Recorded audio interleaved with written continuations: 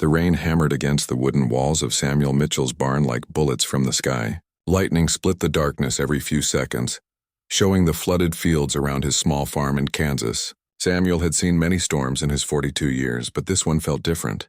The wind howled with a voice that seemed to carry warnings from somewhere far away. Samuel was checking on his horses when he heard something that made his blood freeze. Above the thunder and rain, he could hear the sound of hoofbeats getting closer. But these weren't the steady beats of a farmer coming home late. These were fast, desperate, like someone running for their life. He grabbed his lantern and stepped outside into the storm. The cold rain hit his face like tiny needles, but he held the light high and looked toward the sound. Through the sheets of rain, he saw a figure on horseback racing toward his farm. The rider was small, bent low against the storm, and the horse was stumbling with exhaustion. As they got closer, Samuel could see that the rider was young, maybe 16 or 17 years old.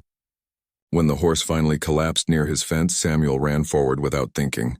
The rider fell to the muddy ground, and Samuel was shocked to see that it was a girl. Her long black hair was soaked and stuck to her face, and her clothes were torn and dirty. But what surprised him most was that she was clearly Native American. The girl tried to stand but fell back down. Her dark eyes were wide with fear and exhaustion. She spoke in a language Samuel didn't understand, but her voice was urgent, pleading. She kept looking back toward the direction she had come from, as if expecting someone to follow her. Samuel didn't hesitate. He had a daughter about the same age, and he couldn't leave any child out in a storm like this, no matter who they were or where they came from. He gently helped the girl to her feet and half-carried her toward his barn. She was shivering uncontrollably, and he could feel how thin she was under her wet clothes. Inside the barn, Samuel quickly made a bed of hay and covered it with horse blankets. The girl collapsed onto it gratefully, still shaking from cold and fear. Samuel brought her water and some bread, which she ate hungrily. While she ate, he noticed the cuts and bruises on her arms and face. Someone had hurt this girl badly. The girl pointed to herself and said a word that sounded like Ayana. Samuel nodded and pointed to himself, saying, "Samuel," slowly. She repeated his name with a small smile, the first sign of anything but fear he had seen from her. As the storm continued to rage outside, Samuel sat on a wooden crate and watched the girl. He wondered who she was running from and why they had hurt her. In these parts, tensions between settlers and native tribes had been growing worse every year. There had been raids and attacks on both sides, and trust was a rare thing. But looking at this frightened girl, Samuel couldn't see an enemy. He saw someone's daughter who needed help. His own daughter Mary lived with his sister in town, safe and warm in a real house. This girl had no one and nowhere to go in the middle of a terrible storm. Ayana seemed to understand that she was safe, at least for now. She lay down on the makeshift bed and closed her eyes, but Samuel could see that she wasn't really sleeping. Every sound made her tense up, ready to run again. Her hand stayed close to a small knife on her belt, and her breathing was still quick and shallow. Samuel decided to stay in the barn with her. He told himself it was to make sure she was warm enough and didn't get worse from her injuries. But deep down, he knew it was also because he was curious about her story and worried about what morning might bring. As the hours passed, the storm began to weaken. The thunder moved farther away and the rain became gentler. Samuel dozed in his chair, but he woke up every time Ayana moved or made a sound. She talked in her sleep sometimes, words in her own language that sounded sad and afraid. Near dawn, when the sky was just starting to turn gray, Samuel heard something that made his heart stop. It was the sound of many horses coming toward his farm. Not just one or two, but what sounded like dozens. The hoofbeats were steady and purposeful, not rushed like Ayana's had been. He looked over at the girl and saw that she was awake too, her eyes wide with terror. She sat up quickly and listened to the approaching sounds. Then she looked at Samuel with an expression that said everything. The people she had been running from had found her. Samuel stood up and walked to the barn door. Through the small window, he could see riders in the distance, spread out in a line as they approached his farm. Even in the dim morning light, he could see that they were armed and moving with military precision. The girl whispered something in her language that sounded like a prayer or goodbye. She started to get up, probably planning to run again, but Samuel gently put his hand on her shoulder. He shook his head and said softly, "Stay here." He didn't know what was about to happen, but he had made his choice the moment he brought her into his barn. Whatever these men wanted, they would have to go through him first. Samuel Mitchell had always been a peaceful man, but he had also always protected what was right. And right now, protecting this frightened girl felt like the most important thing in the world. Samuel stepped out of his barn just as the sun began to rise over the Kansas plains. The storm had passed, leaving the air clean and fresh, but the peaceful morning was shattered by the sight before him. More than 20 armed men on horseback had formed a semicircle around his property. Their faces were hard and their weapons ready. The man who appeared to be their leader rode forward. He was tall and broad-shouldered, with a thick mustache and cold blue eyes. A silver badge glinted on his chest, and Samuel recognized him as Marshal Thomas Crawford from the county seat. Crawford had a reputation for being tough on anyone who caused trouble, especially when it came to Native American conflicts. "Morning, Mitchell," Crawford called out, his voice carrying easily across the yard. "We're tracking a dangerous fugitive who came through here last night. A young Indian girl who's wanted for murder and theft. You seen anything unusual?" Samuel's mouth went dry, but he kept his face calm. He had been expecting this moment since he heard the horses approaching, but hearing the word murder still hit him like a punch to the stomach. He looked at the men surrounding his farm and noticed that about half of them weren't lawmen at all.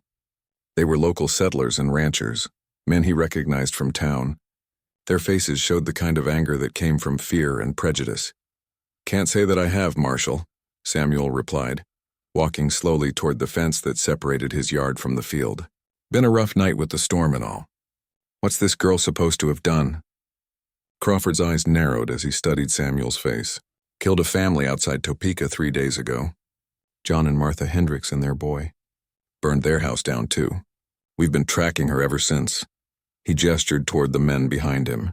Some of these folks knew the Hendricks family. "They're not too happy about having a murderer running loose."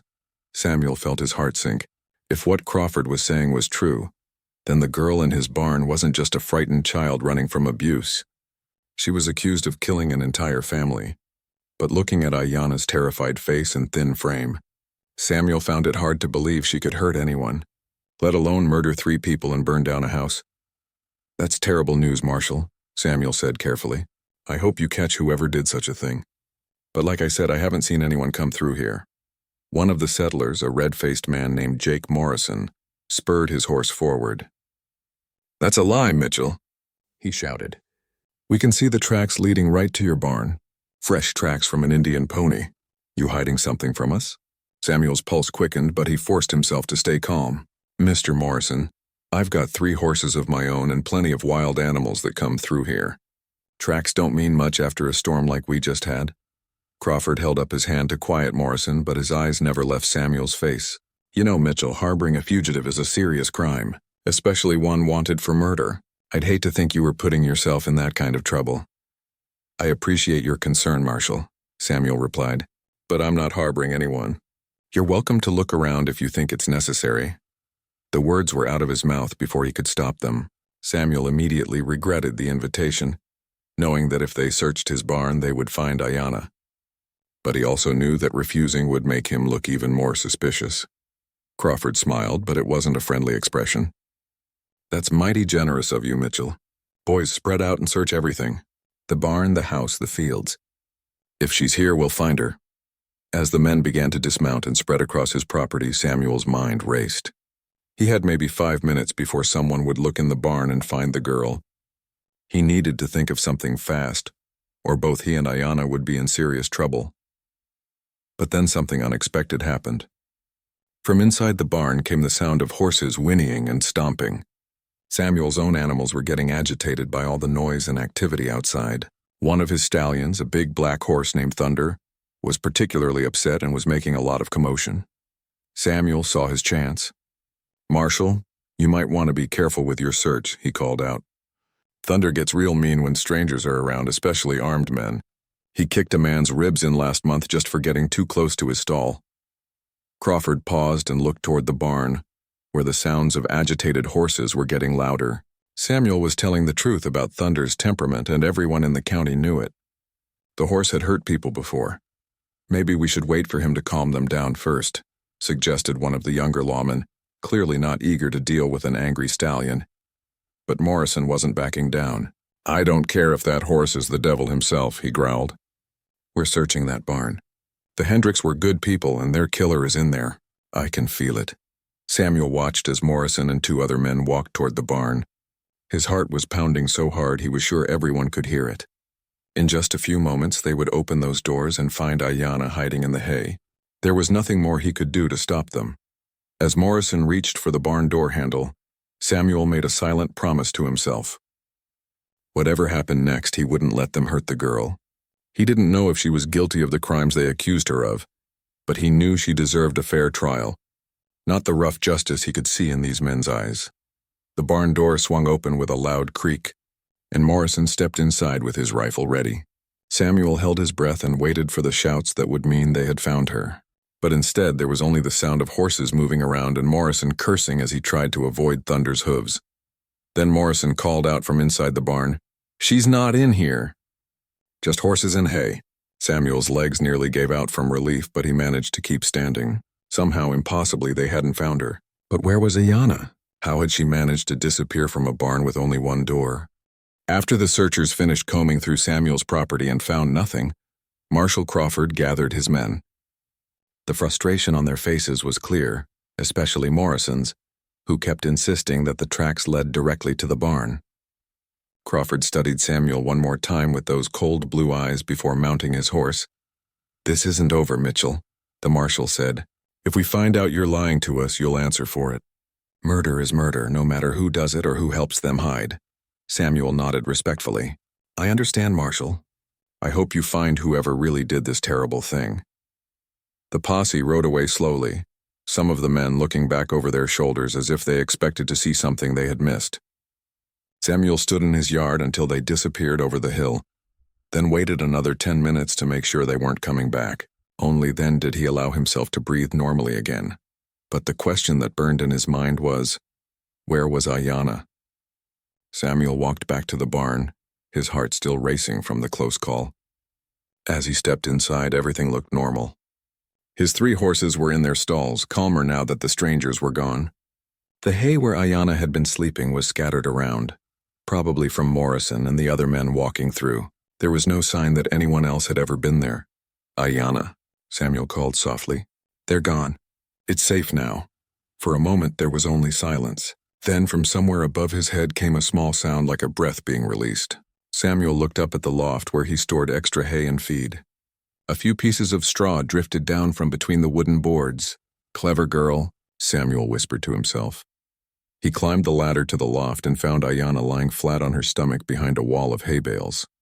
She had somehow managed to climb up there and hide herself completely in the few minutes before the search began. Her dark eyes looked up at him with a mixture of relief and continued fear. Samuel helped her down from the loft, noticing how quietly she moved despite her injuries. This girl had skills that came from a lifetime of needing to hide and survive. As they sat on the hay bales below, Samuel studied her face in the morning light coming through the barn windows. She was younger than he had first thought, maybe only 15 or 16. Her clothes were traditional Native American dress, but they were torn and stained from her journey. The cuts and bruises on her face and arms told a story of violence, but her eyes held something that surprised Samuel. Instead of the hardness he might expect from someone accused of murder, he saw intelligence, sadness, and something that looked almost like innocence. Ayanna seemed to understand that Samuel had protected her. She pointed to herself and shook her head, then made a gesture across her throat. Samuel interpreted this as her saying she hadn't killed anyone, but how could he be sure? Using simple gestures and the few words they both understood, Samuel tried to communicate with Ayanna about what had happened. She pointed in the direction the posse had come from, and made gestures that seemed to indicate running and hiding. When Samuel pointed to himself and then to her, asking if she trusted him, she nodded slowly. Over the next few hours, Samuel faced the biggest decision of his life. He could turn Ayanna over to the authorities and let the law decide her fate. It would be the safe choice, the one that wouldn't put his own life and property at risk. But he had seen the hatred in the eyes of some of those men, especially Morrison. Samuel wasn't sure Ayanna would live long enough to see a real trial. On the other hand, if he continued to hide her and was caught, he could lose everything. His farm, his freedom, maybe even his life. And what if she really was guilty? What if he was protecting a killer? As if sensing his internal struggle, Ayana did something that changed everything. She reached into a small pouch on her belt and pulled out a piece of cloth. It was torn and blood-stained, but Samuel could see that it had once been part of a child's shirt. Ayana held it carefully, like it was precious to her, and tears began to fall down her cheeks. She pointed to the cloth, then to herself, and made rocking motions with her arms like she was holding a baby. Then she pointed in the direction she had come from, and made the gesture across her throat again. Samuel began to understand. This wasn't evidence of her crime. This was evidence of her loss. Through more gestures and broken words, Ayana told Samuel her story. She hadn't killed the Hendricks family. She had found them already dead when she came to their farm looking for work and food. The little boy's shirt was all she could save from the burning house. She had taken it because he reminded her of her own little brother, who had died in a cavalry attack on her village 2 years ago. But when some of Crawford's men found her near the burned farm, they immediately assumed she was the killer. After all, who would believe the word of a Native American girl against the obvious evidence? She had run because she knew they wouldn't listen to her story. They would hang her first and ask questions later. Samuel felt a deep sadness as he began to understand the truth. Ayana wasn't a murderer. She was another victim, someone who had stumbled into a horrible situation and was being blamed for it because of who she was. The real killer was probably long gone while everyone chased an innocent girl through the countryside. But knowing she was innocent and proving it were two different things. Samuel realized that even if he could somehow convince the authorities to listen to Ayana's story, it might not be enough. In a time when fear and prejudice ran deep, her word wouldn't carry much weight against the physical evidence of being found near the crime scene. Samuel made his decision. He would help Ayana, not just because she was innocent, but because it was the right thing to do. He couldn't change the hatred and fear that existed between settlers and Native Americans, but he could choose not to be part of it. However, Samuel also knew that his farm was no longer safe for either of them. Crawford would be back, and next time he might not be so easily fooled. They needed a plan, and they needed it quickly. Samuel spent the rest of the morning thinking about how to help Ayana escape safely. He knew the surrounding area well, but so did Marshal Crawford and his men. They would be watching all the main roads and obvious hiding places. What Ayana needed was someone who knew the secret paths and safe places that only locals would know about. That afternoon, Samuel heard a familiar whistle from outside his barn. It was the signal he and his old friend Robert Bob Turner had used since they were boys. Bob was one of the few people Samuel trusted completely, a man who had fought alongside him in the Civil War and had never broken a promise. Samuel stepped outside and saw Bob approaching on his old brown horse. Bob was a tall, thin man with graying hair and kind eyes behind wire-rimmed glasses. He worked as a blacksmith in town but also served as an unofficial pastor for folks who couldn't make it to the regular church. If anyone would understand Samuel's situation, it would be Bob. "Heard you had some excitement here this morning," Bob said as he dismounted. Crawford and his boys were asking questions all over town about that Indian girl they're hunting. Samuel looked around carefully to make sure they weren't being watched, then gestured for Bob to follow him into the barn. "Bob, I need to tell you something, and I need you to promise me you'll hear me out before you say anything." Bob's expression grew serious. "You know you can trust me, Sam. What's going on?" Samuel took a deep breath and told Bob everything. About finding Ayana in the storm, about hiding her from the search party, and about his belief that she was innocent. Bob listened without interrupting, his face growing more concerned with each detail. When Samuel finished, Bob was quiet for a long moment. Then he said, "Sam, do you understand what you're risking here? If Crawford finds out you lied to him, you could hang right alongside that girl." "I know," Samuel replied. "But Bob, you should see her. She's just a child and she's terrified. I don't think she could hurt anyone, let alone kill a whole family." Bob walked over to where Ayana was hiding behind the hay bales. She emerged cautiously, watching this new stranger with wary eyes. Bob studied her face for a moment, then knelt down so he was at her eye level. He spoke gently, using some words in her language that surprised both Samuel and Ayana. "I spent some time with the Pawnee tribe a few years back," Bob explained. "Learned a little of their language when I was helping them shoe their horses." He turned back to Ayana and spoke more words that Samuel didn't understand. Ayana's eyes widened with surprise and relief. She responded in her own language, speaking quickly and urgently. Bob listened carefully, asking questions and nodding at her answers. The conversation went on for several minutes while Samuel waited anxiously. Finally, Bob stood up and turned to Samuel. She says her name is Ayanna, which means eternal blossom in her language. She's from a Lakota band that was attacked by cavalry 6 months ago. Most of her family was killed, including her parents and little brother. She's been wandering ever since, trying to find her surviving relatives. Bob paused, then continued. She also says she found the Hendricks family already dead when she got to their farm. She was looking for food and shelter when she saw the smoke. The little boy was still alive when she found him, but he died in her arms. She took his shirt because he reminded her of her own brother. Samuel felt a mixture of sadness and vindication. His instincts had been right. Ayanna was innocent, just a girl who had suffered terrible losses and was now being blamed for someone else's crime. There's more, Bob said quietly.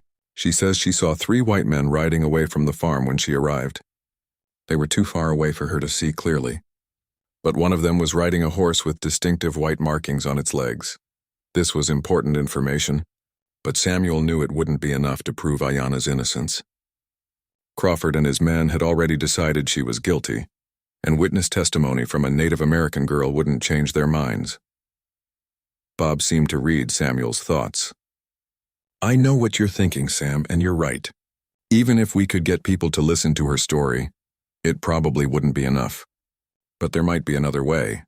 Bob explained that he had connections with a small group of people in the area who secretly helped runaway slaves and other people in desperate situations.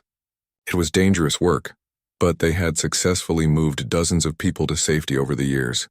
There's a Quaker family about 50 miles north of here, Bob said.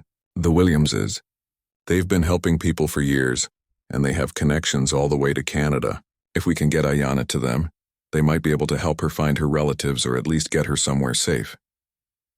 Samuel felt a surge of hope. It was risky, but it was better than any plan he had been able to come up with on his own. How would we get her there without being seen? Bob thought for a moment. There's an old trading route that runs through the hills about 10 miles east of here. It's not used much anymore since the railroad came through, but I know the way. We could travel at night and hole up during the day.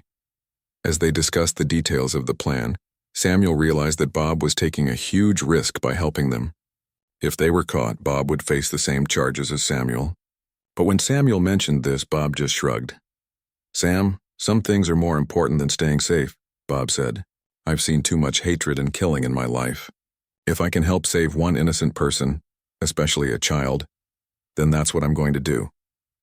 They decided to leave the next night when the moon would be dark.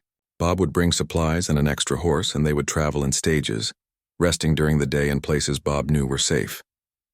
It would take them 3 or 4 days to reach the Williams family, but it was their best chance.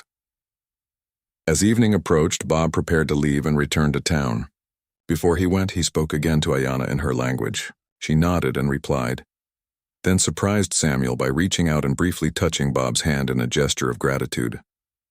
She says to tell you that she will never forget your kindness, Bob translated, and she wants you to know that if she survives this, she will find a way to repay you someday.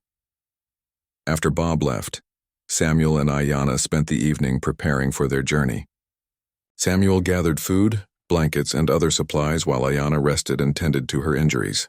As darkness fell, Samuel found himself thinking about his daughter Mary, safe in town with his sister. He wondered what she would think of what he was doing, and whether she would understand why he had to help this stranger. But as he looked at Ayanna's young face in the lamplight, Samuel knew he was making the right choice. Tomorrow night they would begin a dangerous journey that could cost him everything, but for the first time since this all began, Samuel felt like they had a real chance of succeeding. The next evening, as darkness settled over the Kansas prairie, Samuel heard Bob's whistle again. This time, Bob had brought 2 extra horses and a pack mule loaded with supplies. He had also brought something else that surprised Samuel, his teenage son David. David knows these hills better than anyone, Bob explained when Samuel questioned the wisdom of involving the boy. He's been hunting and trapping up there since he was 10. We'll need his skills to avoid the places where Crawford might have posted lookouts. David Turner was 17, tall and lanky like his father, but with the quick movements and sharp eyes of someone who spent most of his time outdoors. He looked at Ayanna with curiosity rather than fear, which immediately put her at ease. "Pa told me what happened," David said to Samuel. "Don't worry, Mr. Mitchell, I know places in those hills where nobody ever goes. We can hide there during the day and travel at night." As they prepared to leave, Samuel took one last look at his farm. He didn't know when or if he would see it again. If Crawford discovered what he had done, Samuel might never be able to return. But as he watched Ayanna carefully mount the gentle mare Bob had brought for her, Samuel knew he couldn't have made any other choice. They rode east toward the hills under a moonless sky.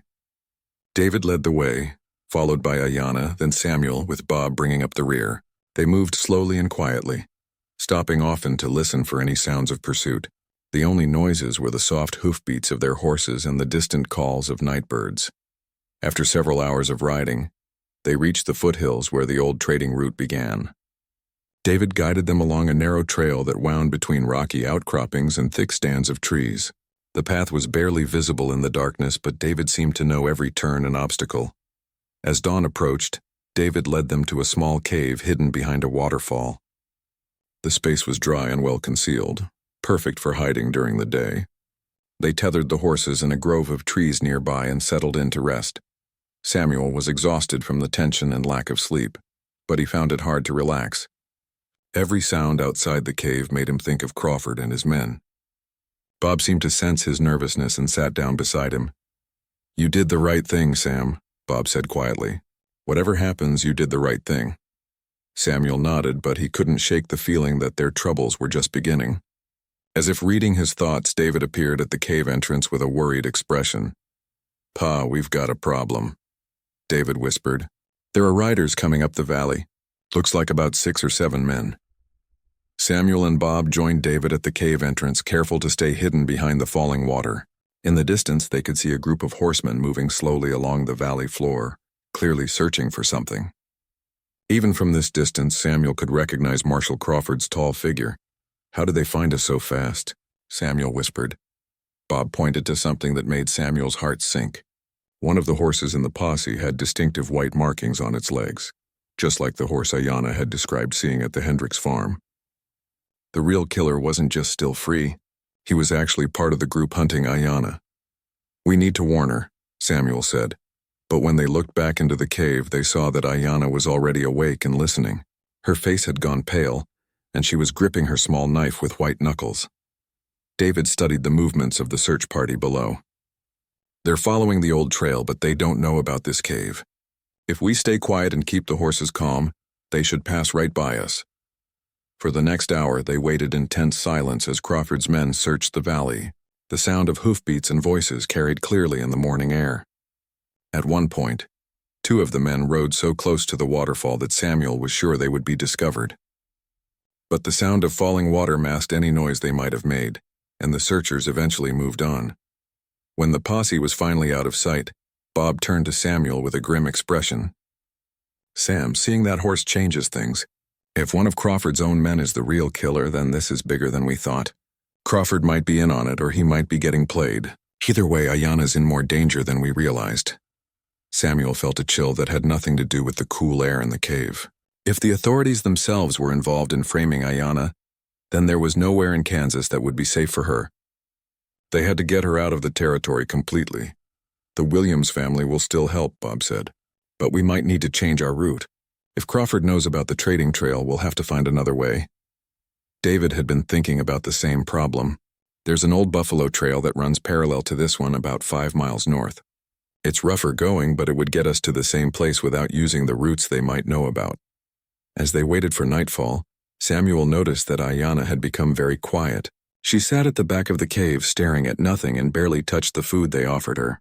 When Samuel tried to talk to her, using gestures and the few words they shared, she just shook her head sadly. Bob spoke to her in her language, and after a few minutes he turned to Samuel with a troubled expression. "She's losing hope, Sam. She says that even if we get her to safety, the real killers will never be caught. Her people will continue to be blamed for crimes they didn't commit, and more innocent people will die." Samuel understood her despair. The situation seemed hopeless when the very people who were supposed to uphold justice were part of the problem. But he also knew that giving up wasn't an option. That evening, they changed their route and began following David's buffalo trail. The path was indeed rougher, winding through rocky terrain that slowed their progress, but it also provided better cover, with plenty of places to hide if they encountered any more search parties. On the second night of their journey, disaster nearly struck. They were crossing an open meadow when David suddenly held up his hand for them to stop. In the distance, they could see the glow of a campfire. Crawford's men had set up a checkpoint right in their path. "We'll have to go around," David whispered, "but it'll add at least a day to our journey." As they carefully backtracked and found an alternate route, Samuel realized that their pursuers were more organized and determined than he had expected. This wasn't just a manhunt anymore. It was becoming a deadly game of cat and mouse with Ayana's life hanging in the balance. But despite the dangers, Samuel noticed something else. With each mile they traveled, Ayana seemed to grow a little stronger and more hopeful. She was beginning to trust that these men really would risk everything to help her reach safety, and that trust gave Samuel the strength to keep going, no matter what obstacles lay ahead. On the third night of their journey, they were only 10 miles from the Williams farm when everything went wrong. David had been scouting ahead when he came racing back with terrible news. Crawford's men had somehow gotten ahead of them and were waiting at the Williams place. "I saw at least 12 men surrounding the farm," David reported breathlessly. "They've got the whole family under guard. It's a trap, and we almost rode right into it." Samuel felt his heart sink. Their only safe destination was now in enemy hands, and they were running out of options. Worse, if Crawford had the Williams family, it meant other innocent people were now in danger because of their attempt to help Ayana. "We can't go back," Bob said grimly. "They'll have men watching our back trail too. And we can't stay here in the open. Come morning, they'll spot us for sure."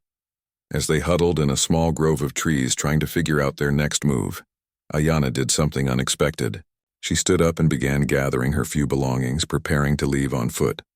Bob spoke to her urgently in her language, but she shook her head firmly. When he translated her words for Samuel, his voice was heavy with emotion. "She says she won't let any more innocent people suffer because of her. She wants to surrender herself to Crawford to protect the Williams family and all of us." Samuel grabbed Ayana's arm gently but firmly. "No," he said, looking directly into her eyes. "We didn't come this far to give up now." But their situation seemed hopeless until David spoke up with a new idea. "There's one more option," he said quietly. "About 15 miles northeast of here, there's an old Pawnee village that was abandoned years ago. My grandfather told me about it. There are caves there where people used to hide during attacks. If we could get Ayana there, she might be able to contact other native tribes who could help her. It was a long shot, but it was better than surrender. However, getting there would mean crossing open prairie where they would be visible for miles. They would have to time it perfectly and hope that Crawford's men weren't expecting them to go in that direction. They decided to wait until just before dawn, when visibility would be poor, but they would still have enough light to navigate. As they prepared for what might be their final push, Samuel noticed that Ayana was watching him with an expression he had never seen before. When Bob translated her words, Samuel understood why. "She says that in her culture, when someone saves your life, they become responsible for your spirit forever. She wants you to know that no matter what happens, your kindness has given her hope that not all white men are enemies." Samuel felt a lump in his throat. He thought about his own daughter Mary, and wondered if anyone would show her such kindness if she were ever in desperate need. The thought strengthened his resolve to see this through, no matter the cost. As the first gray light of dawn appeared on the horizon, they mounted their horses and began the dangerous ride across the open prairie. David led them along a route that used every dip and rise in the land to provide cover. But there were still long stretches where they were completely exposed. They had been riding for about an hour, when David suddenly pulled up his horse and pointed behind them. In the distance, a line of riders was coming over a hill. Crawford had found them. "How many?" Samuel asked, though he dreaded the answer. "Looks like 20 or more," David replied. "And they're coming fast." The race was on. Their horses were tired from 3 days of hard travel, but fear gave them new energy. Behind them, the thunder of hoofbeats grew steadily louder as Crawford's fresh horses began to close the distance. Samuel looked over at Ayana, who was riding with skill that impressed him even in their desperate situation. Her face was set with determination, and she was pushing her mare harder than he thought the animal could go. Bob and David were also riding expertly, but Samuel could see that it wouldn't be enough. Their pursuers were gaining ground with every mile. Then disaster struck. Bob's horse stepped in a prairie dog hole and went down hard, throwing Bob to the ground. The horse scrambled back to its feet, but Bob lay still, clearly injured. Samuel and David immediately turned back, but Bob waved them away. "Keep going," he shouted. "Get her to safety. That's what matters." Samuel faced an agonizing choice: leave his oldest friend behind or stay and fight a battle they couldn't win. But before he could decide, Ayanna made the choice for him. She wheeled her horse around and rode back toward Bob, clearly intending to help him despite the approaching danger. "No," Samuel called, but she ignored him. She jumped down from her horse and began helping Bob to his feet, supporting his weight as he favored an obviously injured leg. David looked at the approaching riders, then at his father. "Pa, can you ride?" Bob gritted his teeth and nodded. "I think so, but we'll never outrun them now." Samuel looked around desperately and saw something that gave him an idea. About a quarter mile ahead, there was a small cluster of rocks and boulders that would provide some cover. It wasn't much, but it was better than being caught in the open. "There," he pointed. "We make our stand there." They helped Bob onto his horse and rode as fast as they could toward the rocks. Behind them, Crawford's men were close enough now that Samuel could see individual faces. The marshal was in the lead, his face grim with determination. They reached the rocks just minutes before their pursuers arrived. Samuel, Bob, and David took positions behind the larger boulders, their rifles ready. Ayanna crouched behind a smaller rock, her knife in her hand. Crawford and his men spread out in a wide circle around the rocks, staying just out of rifle range. The marshal rode forward alone, his hands visible but ready to draw his weapon. "Mitchell," Crawford called out. "This is your last chance. Send out the girl and you can all ride away from this. Keep protecting her and you'll all hang together." Samuel stood up slowly, his rifle aimed at Crawford's chest. "She's innocent, Crawford. She didn't kill those people and you know it." Crawford's laugh was cold and humorless. "Innocent? She was found at the scene with blood on her hands. That's enough evidence for any court." "What about the man with the white-marked horse?" Samuel called back. "The one riding with you right now? Ask him where he was the night the Hendricks family died." Samuel saw Crawford's expression change slightly and noticed that one of the men behind him shifted nervously in his saddle. For a moment, Samuel thought he might have gotten through to the marshal, but then Crawford's face hardened again. "You're grasping at straws, Mitchell. Last chance. Send her out now or we're coming in." Samuel looked at Ayanna, who met his eyes steadily. She nodded once, a gesture that said she was ready to face whatever came next. Samuel turned back to Crawford and gave his final answer. "Come and take her." The standoff lasted through the morning as Crawford's men took positions around the rocks. Samuel and his companions were outnumbered more than 5-1, but their position gave them some advantage. Crawford couldn't risk a direct assault without losing several men, and Samuel's group had enough ammunition to hold out for a while. But as the hours passed, Samuel knew their situation was hopeless. They had limited water and no food, and Crawford could afford to wait them out. Worse, Samuel could see movement in the distance that suggested more men were coming to reinforce the marshal's position. Around midday, something unexpected happened. A new group of riders appeared on the horizon, but these weren't coming to help Crawford. As they got closer, Samuel could see that they were dressed differently, and their leader was carrying what looked like an official flag.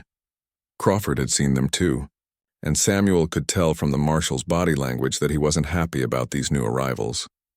The leader of the new group rode directly to where Crawford was positioned and began what appeared to be a heated conversation. After about 10 minutes, Crawford rode forward toward the rocks again.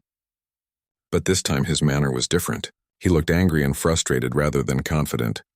"Mitchell," Crawford called out. "Seems we've got some federal marshals here who want to talk to your Indian girl.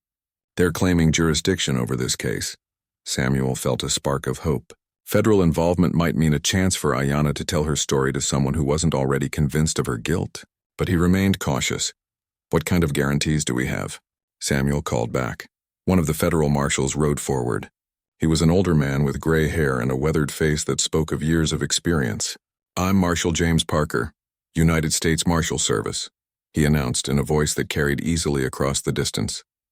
"We've been investigating a series of attacks on homesteads throughout Kansas and Nebraska. We have reason to believe the Hendricks murders are connected to these other crimes. Parker continued. We'd like to speak with the young woman you're protecting. If she's innocent as you claim, she might have information that could help us catch the real killers. Samuel looked at Bob, who, despite his injury, had been listening carefully. Bob nodded slightly, indicating that he thought this might be their best chance. David was watching the federal marshals with the sharp eyes of youth, trying to assess whether they could be trusted. But it was Ayanna who made the decision. She stood up slowly from behind her rock and spoke in her own language. Bob translated her words for everyone to hear. She says she will speak to the federal marshal, but only if her friends are guaranteed safe passage regardless of what she tells them. Marshal Parker nodded. You have my word, miss. If you cooperate with our investigation, your friends will not be charged with any crimes related to helping you. Crawford's face showed his displeasure with this arrangement, but he couldn't argue with federal authority. Reluctantly, he ordered his men to lower their weapons. Samuel, Bob, David, and Ayanna walked out from behind the rocks, their hands visible but ready to dive for cover if this turned out to be a trap. Marshal Parker dismounted and approached them, his manner respectful rather than threatening. Miss, Parker said to Ayanna, I understand you speak some English. Can you tell me what you saw at the Hendricks farm? With Bob translating when necessary, Ayanna told her story. She described finding the family already dead, seeing the 3 riders in the distance and taking the little boy's shirt as a memento of someone who reminded her of her lost brother. As she spoke, Parker listened carefully, occasionally asking questions for clarification. When Ayanna mentioned the horse with white markings, Parker's expression sharpened. He turned to look at Crawford's men, and Samuel saw his eyes focus on one rider in particular. It was the same man Samuel had noticed earlier, the one who had shifted nervously when the horse was first mentioned. Mr. Morrison, Parker called out, would you mind riding over here for a moment? Jake Morrison, the red-faced man who had been so eager to search Samuel's barn, rode forward reluctantly. His horse did indeed have distinctive white markings on both front legs. Exactly as Ayanna had described. Morrison, Parker said calmly, where were you 3 nights ago when the Hendricks family was killed? Morrison's face went pale, then red with anger. You can't seriously believe the word of some Indian savage over a white man's. I'm asking you a simple question, Parker replied. Where were you? Morrison looked around at the other men, clearly hoping for support, but even Crawford was watching him with suspicion now. I was home with my wife. You can ask her. Parker nodded. We will. But first I'd like you to explain why witnesses saw a horse matching yours at 2 other attack sites in the past month. Morrison's composure cracked completely. This is ridiculous. You're going to take the word of hostile Indians over honest settlers? The witnesses weren't Indians, Morrison, Parker said quietly. They were white settlers who survived attacks. Attacks where the killers tried to make it look like Indian raids by leaving behind arrows and other false evidence. The truth was finally coming out. Morrison and at least 2 accomplices had been murdering homesteading families and making it look like Indian attacks. Their goal was to inflame tensions between settlers and native tribes, probably hoping to provoke a larger conflict that would drive all Native Americans out of the territory. Morrison made a desperate attempt to escape, spurring his horse and trying to break through the circle of men, but he didn't get far before several marshals tackled him from his saddle. As they searched him, they found items that belonged to the Hendricks family hidden in his saddlebags. Crawford looked stunned as the reality of the situation sank in. One of his own men had been the killer all along, using the marshal's manhunt to deflect suspicion from himself. Ayanna had been telling the truth from the beginning. Marshal Parker approached Ayanna and spoke to her with genuine respect. Miss, I apologize for what you've been through. You're free to go, and if you'd like, we can help you find your relatives or get you to a place where you'll be safe. Samuel felt a wave of relief so strong it nearly brought him to his knees. They had done it. Against all odds, they had kept Ayanna alive long enough for the truth to come out. But as he looked at her face, he realized that her ordeal had changed her in ways that would take time to heal. Over the next few hours, as the federal marshals sorted out the details and took Morrison and his accomplices into custody, Samuel had a chance to talk quietly with Ayanna. Through Bob's translation, she thanked him again for his kindness and told him that she had learned something important from their experience together. She says that before this happened, she thought all white people were enemies of her people, Bob translated. But now she knows that there are good people in every race just as there are bad ones. She says you've given her hope that someday her people and yours might find a way to live in peace. As the sun began to set, Marshal Parker made arrangements for Ayanna to travel north with a military escort to a reservation, where some of her surviving relatives had been located. It wasn't the ending Samuel had hoped for, but it was far better than the alternative. Before she left, Ayanna gave Samuel a small beaded bracelet that had belonged to her mother. Through Bob, she told him that it was a symbol of eternal friendship, and that wherever she went, she would remember the white farmer who risked everything to protect a stranger. Samuel watched as Ayanna rode away with her escort, disappearing into the gathering darkness. He knew he might never see her again, but he also knew that he had played a part in something important. In a time of hatred and fear, he had chosen compassion and justice over safety and convenience. As Samuel, Bob, and David rode back toward home, Bob asked his friend if he regretted his decision to help Ayanna, despite all the danger and uncertainty it had brought. Samuel thought about the question for a long moment before answering. Bob, my grandfather used to tell me that a man's character isn't measured by what he does when it's easy, but by what he does when it's hard. These past few days were about as hard as anything I've ever faced. But I know I did the right thing. 6 months later, Samuel received a letter from Marshal Parker informing him that Morrison and his accomplices had been convicted of multiple murders and sentenced to hang. The marshal also mentioned that the federal investigation had uncovered evidence of several other innocent Native Americans who had been wrongly accused of crimes they didn't commit. Samuel never heard from Ayanna directly, but occasionally travelers would bring news that a young Lakota woman was working with government officials and tribal leaders to improve relations between Native Americans and white settlers. Samuel liked to think it was her, using the lessons she had learned about finding good people in unexpected places to build bridges between two worlds that had been at war for too long. The story of the girl who was sheltered in Samuel's barn became local legend, told and retold around campfires and in saloons throughout Kansas. But for Samuel, it was more than just a story. It was a reminder that sometimes the most important thing a person can do is simply choose to help another human being in need, regardless of the cost or consequences. And in a time and place where hatred often seemed stronger than hope, that simple act of